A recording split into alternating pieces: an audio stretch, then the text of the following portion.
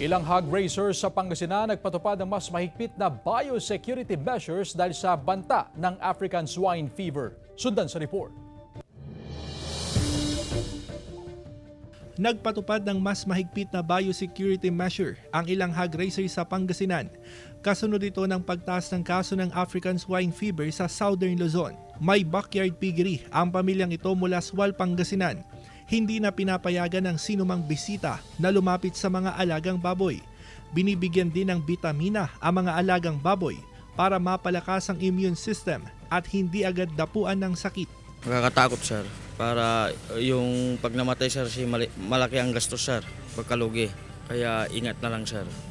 Ayon sa Provincial Veterinary Office, pinaigting din ang border control checkpoint para hindi makapasok sa lalawigan ang mga baboy na kontaminado ng ASF o walang mga kaukulang dokumento.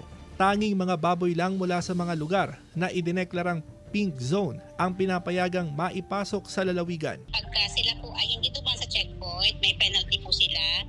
Pangalawa, sir, pagka incomplete documents, hindi po talaga, sir, pwedeng pumasok. Sila po ay pinapalabas po natin within the premise of the province. Gayunman, tiniyak ng OPVET na nananatiling ASF-free ang Pangasinan. Mahigpit din ang monitoring ng Samahang Industriya ng Agrikultura o SINAG.